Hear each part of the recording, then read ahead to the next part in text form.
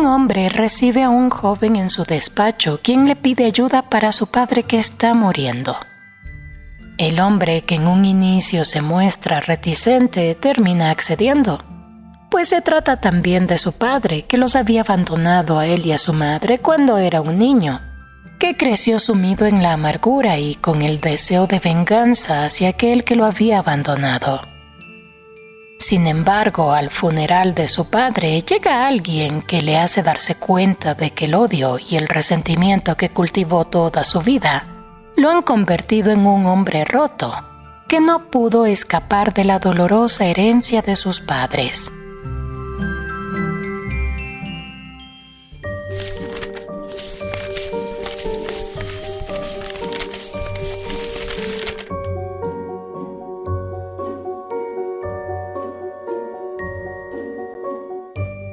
La casa de los espejos, de Inés Arredondo.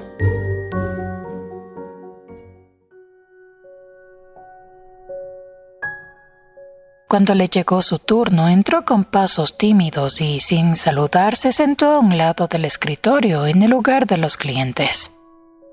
Me miró largamente de una manera fija, extraña. Mi papá se está muriendo. No pestañeó al decirlo, pero palideció intensamente. Estaba demasiado trastornado y su mirada desconsolada esperó algo. Luego bajó los ojos con una especie de pudor y se quedó serio y quieto, sin respirar. Debía tener 20 años y estaba haciendo tantos esfuerzos que pensé que eran excesivos, que no correspondían. Hubiera sido mejor haber mandado a un amigo de la familia y no a este pobre muchacho que no parecía estar delante del notario, sino de la muerte. Quizá habría algo delicado en la formulación del testamento.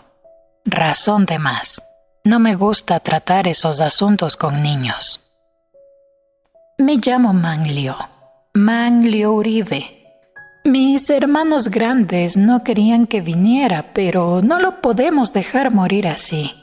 No tenemos para curarlo, ni siquiera para traerlo del rancho. Y yo pensé que usted, al fin también... Bueno, si pudiera... No podemos dejarlo morir así. Sentí que una gran ola de sangre retumbaba en todo mi cuerpo. Una marejada cálida y espléndida, una sangre nueva. Me levanté del sillón y luego le hablé con calma, despacio. No veo por qué no puede morir así. No es posible ser un miserable y morir como un millonario, sobre todo si se ha botado, tirado, hasta lo que no era propio. Él escogió esa vida, ese rancho. Es natural que muera como le corresponde. Pero usted no ha comprendido bien. Se trata de Roberto Uribe, He comprendido perfectamente. Se trata de Roberto Uribe, tu padre. Ya no lo miraba ni me importaba un comino. Me encontraba caminando por el despacho, sin prisa, atento al desasosiego de mi pecho, al zumbido de mi cabeza. Respiraba con fuerza, consciente de mi respiración. Quiero que le repitas palabra por palabra lo que acabo de decirte. Se quedó atónito, los ojos amarillos, diluidos, y sin más nota de color en la cara que una desteñida mancha de sol en la mejilla izquierda. Tenía los labios ligeramente abiertos y me pareció inminente que empezara a babear. Si los escogió a ustedes, que se conforme con lo que ustedes pueden darle. Díselo también. Una pequeña luz de comprensión lo iluminó débilmente. Yo le había hablado como un déspota y al menos eso había entendido. No me importaba. Pero con un ademán derrotado, bajando la cabeza, dijo todavía: ¿Cómo quiere que le vaya a contar eso? Lo quería y no le hablaría nunca de mí, de mi actitud. Tuve deseos de golpearlo, pero mientras se levantaba pesadamente, sin fuerzas, pensé mejor las cosas. Está bien. ¿Cuánto necesitas para trasladarlo? No quise fijarme más en él. Me ocupaba únicamente en mostrarme magnánimo, en atender con largueza sus peticiones. Saqué la cartera y le di un grueso fajo de billetes. Llévenlo directamente al Sanatorio Florida. Cuando lleguen, pregunten por el doctor Cázares. Yo ya habré hablado con él y todo estará arreglado. ¿Cuántos son ustedes? 7 hermanos, mi mamá y... Toma esto para ustedes por lo que han gastado. Si voy a pagar, debo pagarlo todo. Le entregué el dinero que me habían dado esa mañana por el asunto del Bledal, pero valió la pena porque él se agachó ligeramente y me miró como yo quería. Lo dejé alejarse y cuando llegaba a la puerta lo llamé. Manglio. Mande usted.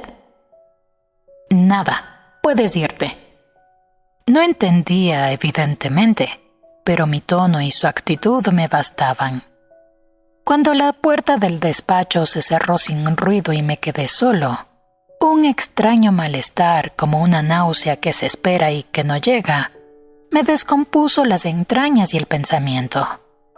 El zumbido del clima artificial hacía también un gran vacío a mi alrededor. Aquel despacho hermoso, amplio, con aquellos toques secretos de buen gusto que yo disfrutaba más porque nadie los notaba, permanecía mudo. Era también un miserable que tenía el aspecto que yo quería y que me devolvía la imagen de mí mismo que yo le daba. Un lugar inútil. No volveré en toda la tarde, dije al salir.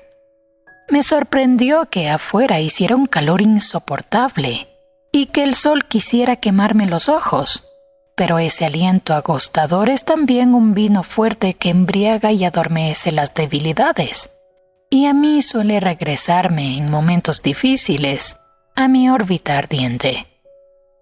Así pues, subí al coche y sin pensarlo enfilé hacia la calle Libertad. Abrí el zaguán y cuando llegué a la altura del cancel y vi brillar al fondo, por entre las ranuras de las valencianas, el jardín cerrado. Pensé que era ese mismo deslumbramiento lo que luego hacía parecer laxos y serenos los corredores. Me gustaban los esbeltos arcos de piedra y el denso olor de la madreselva. Como entonces me pareció que en cada rincón de aquella casa acechaba un pecado o un secreto. ¡Maura!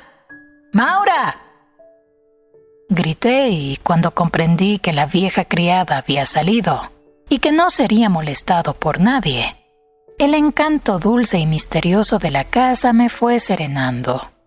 Empujé la vidriera de la sala y entré. Aquella sala encalada y umbrosa era mi orgullo.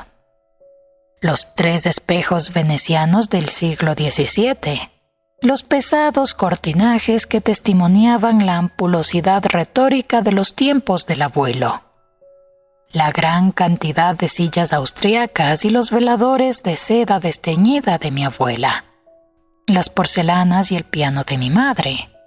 Eran míos. No podían servir a nadie más. Pasé el índice a la altura de mis ojos por el bisel de uno de los espejos alargados y luego fui bajando hasta encontrar la altura de mis 6 años. Entonces me pareció oír con claridad las notas del carnaval de Venecia y revivió la angustia infantil de oírlo repetir por horas y horas.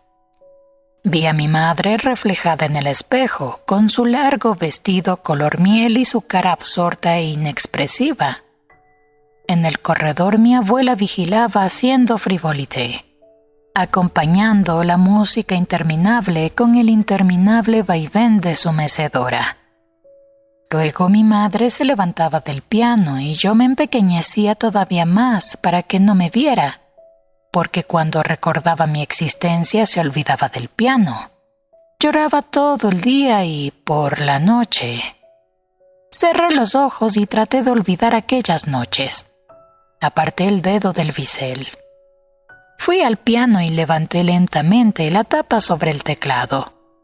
Debo de haber hecho un movimiento torpe, porque mi mano cayó y un acorde fuerte y luego una vibración llenaron el cuarto.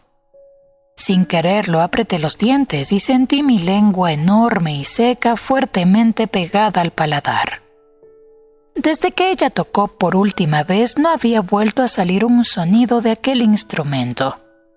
Me di cuenta de golpe de que siempre creí que el verdadero secreto estaba allí, adentro, obstinadamente encubierto por la musiquilla del carnaval. ¿Por qué ella esperó tanto tiempo? ¿Por qué cerró los ojos a mí, a todo, para no mirar más que su espera? Ese hueco horrible en el vacío. ¿Por qué firmó aquellos papeles que lo hicieron rico mientras ella quedaba en la miseria? ¿Por qué se arrancó la vida para poder amarlo más allá de la razón? Golpeé una y otra vez el teclado con el puño, ya no como si fuera el encubridor, sino el canalla mismo. Él debía saber, inútilmente. Pero en el amor de mi madre no pudo haber nada turbio. Ella solamente tocaba el carnaval de Venecia. Debí obligar a mi abuela a contármelo todo. Mi abuela callada, manteniéndonos Dios sabe cómo. No era fácil de abordar en ese tema. Nadie nunca le preguntó nada. Pero conmigo era diferente. Se trataba de la historia de mis padres. Sin embargo, a pesar de que cuando murió yo ya era un hombre, un abogado, nada me dijo. Se limitó a dejarme como herencia su casa, mi casa, la casa de mi madre, esta casa. La mecedora del corredor ya no se mecía.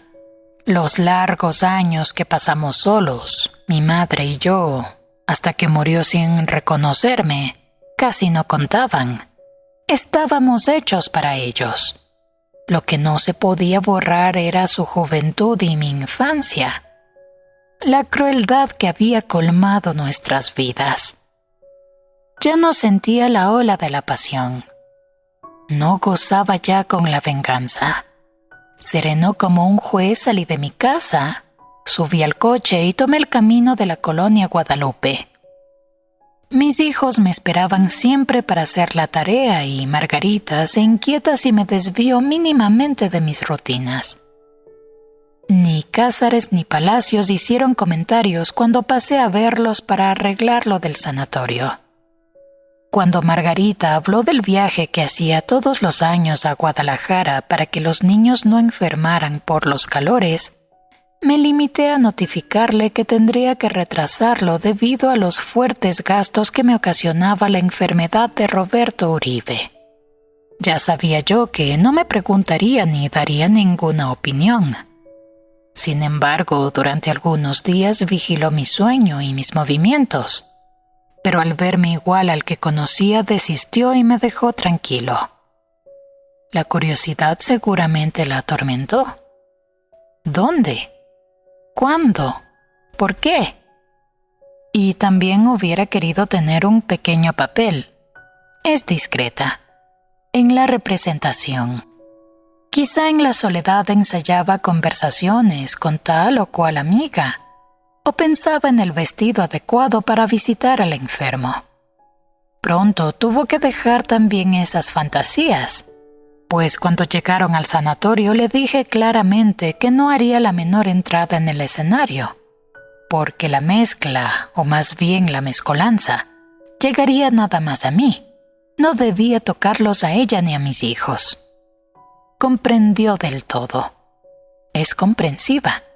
Y creo que fuera de esos anuncios oficiales no se permitió agregar nada ante sus amigas, pero no solo por el temor a que yo lo supiera, sino porque con toda seguridad así le parecía más rotundo y más noble mi personaje.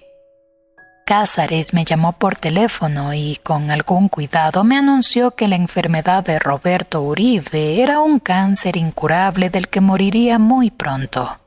También me dijo que el enfermo quería verme. Le di las gracias y no fui. Durante esos días tuve que estar más severo que de costumbre. Veía en todos, hasta en mis alumnos de Derecho Mercantil, una insana tendencia a mirarme con ternura.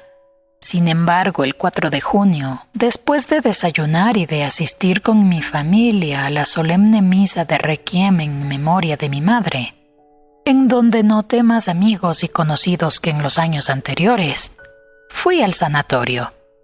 Me habían avisado que Roberto Uribe se estaba muriendo y que pedía verme.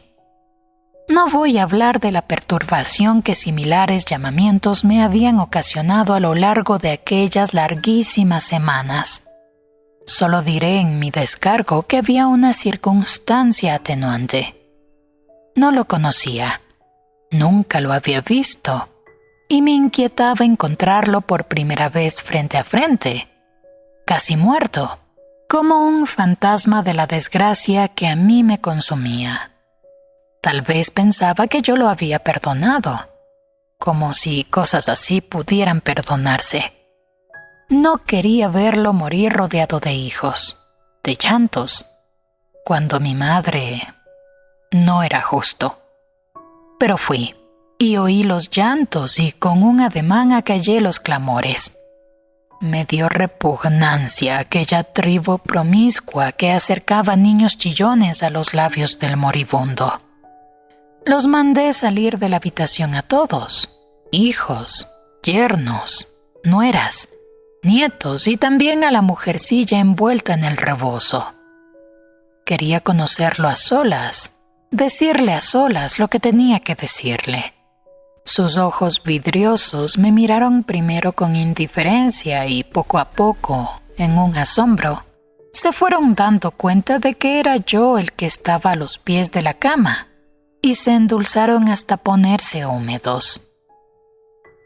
Hijo, yo me había preparado toda la vida para este encuentro, pero nunca, ni en los últimos días, pensé que podía encontrarme más que con un hombre, no con aquel miserable despojo.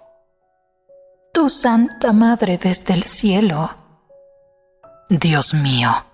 Y por este cobarde que invocaba su nombre con unción falsa en el momento de la muerte, nos había perdido mi madre. Hijo, yo siempre quise verte.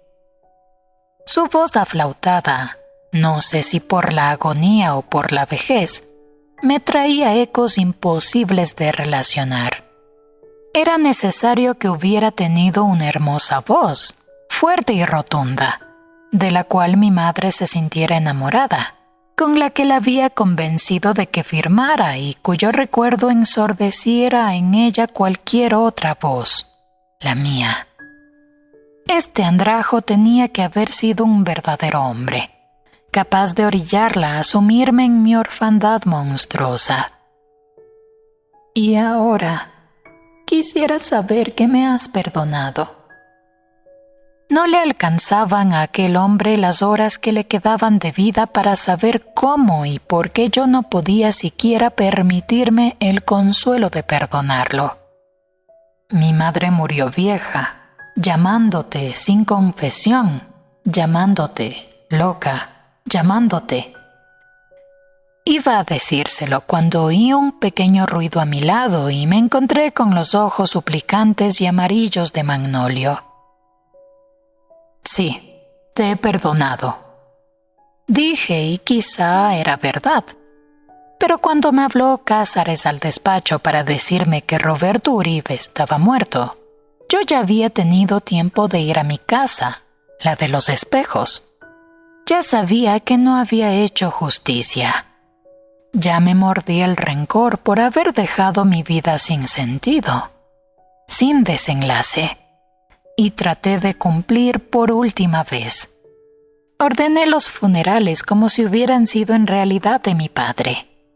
Lo velamos en la casa de la calle Libertad, igual que a mi madre, solo que esta vez con las ventanas y la puerta abiertas y sin una lágrima. Yo presidí el duelo. Antes que el cadáver llegaron ellos, con sus niños y sus llantos.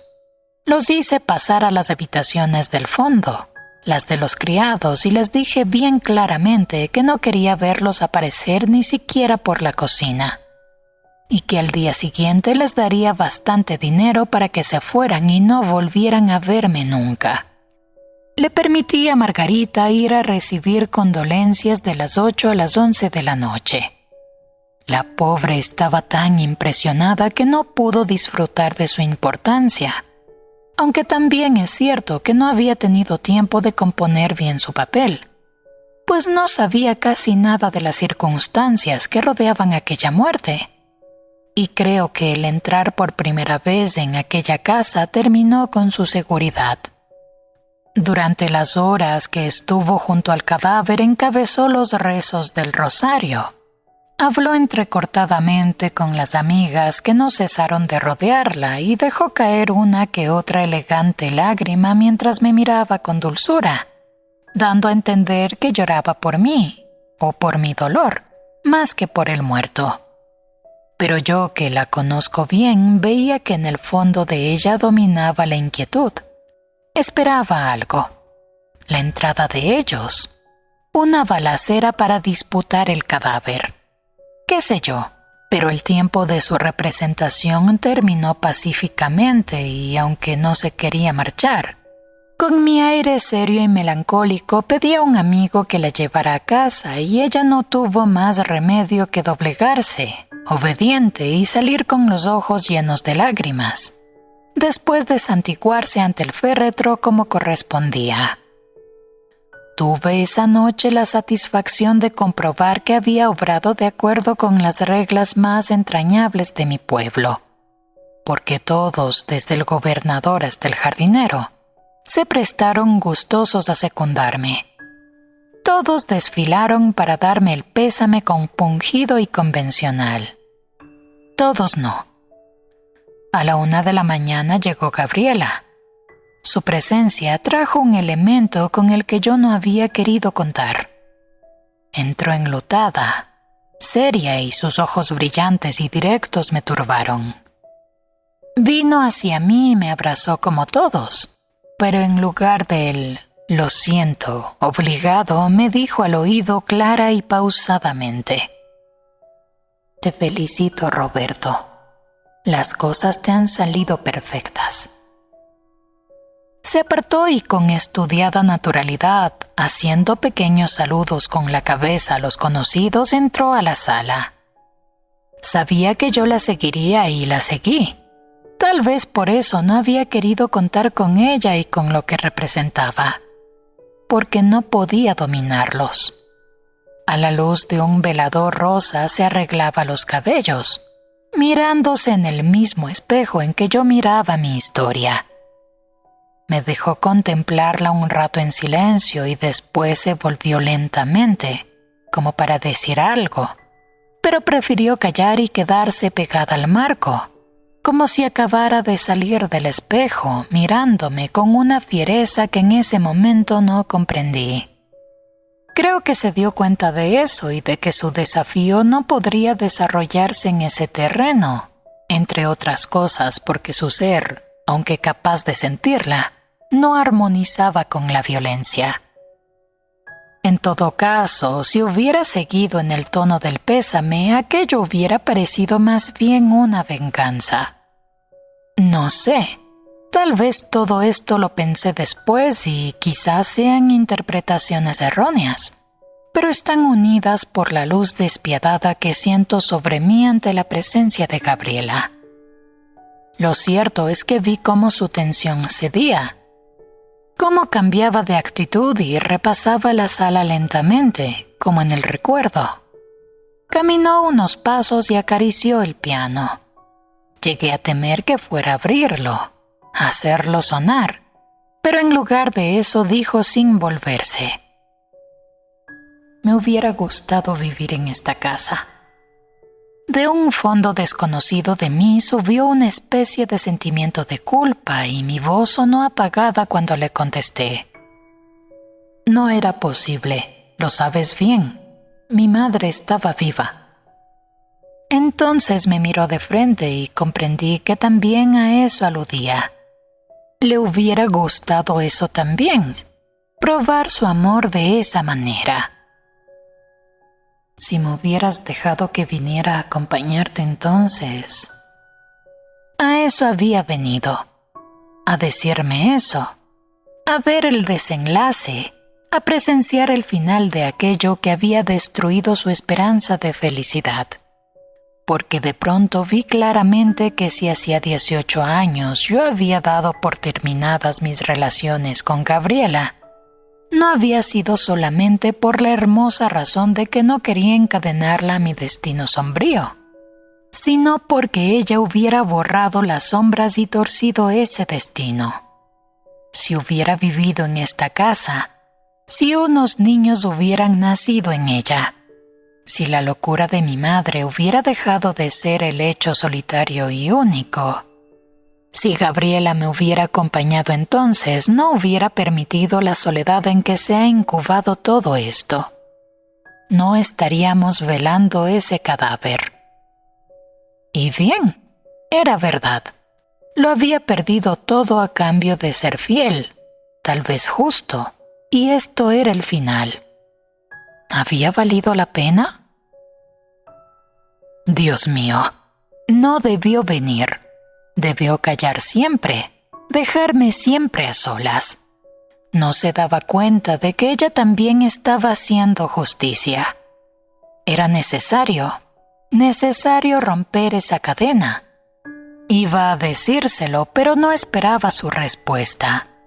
Había vuelto a mirarse en el espejo y no fue a ella, sino a su imagen a la que vi decirme: bueno, ¿ya qué importa? En ese momento dio por terminada, ahora sí, definitivamente, aquella relación que yo corté sin consultarla hacía 18 años. Ahora me marcho. Solo quería verte la cara. Roberto Uribe Rojo. Pronunció mi nombre con intención al mismo tiempo que se desprendía de él, de todo su significado. Roberto Uribe Rojo. Ahí estaba toda la historia, muerta, terminada.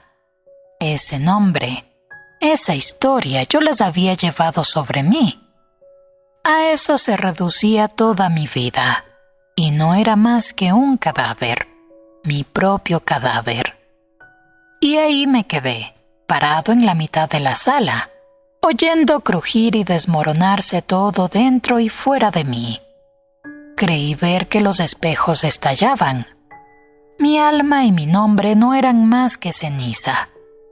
Hacía tiempo que no eran míos, que no estaban vivos, que no eran nada. El sinsentido de cada una de mis acciones, de todas las caras, las de mis hijos inclusive, el sinsentido que yo les daba y al cual ahora no podía escapar. Había hecho todo para alimentar la locura y el odio, y al final mi recompensa era un cadáver hipócritamente honrado. Me sentía caer en pedazos, que todo giraba deformándose con el movimiento hasta hacerse irreconocible. Veía los espejos multiplicarse y estallarse. Pero cuando el vértigo pasó, entonces supe de verdad lo que es la desesperanza. No había aire ni tiempo. Nada podía suceder ya. No hay medida ni palabras para la confusión total. Me senté en cualquier sitio y me quedé inmóvil, sabiendo que no me volvería a levantar. Casi al amanecer vino Manlio. Licenciado, ahora que todos se fueron, ¿podría yo velar un ratito? Un momento nada más. Oh, Manlio, niño huérfano, niño inocente, inocente. Toma las llaves de mi coche. Termina de velarlo tú, entiérralo tú y llóralo.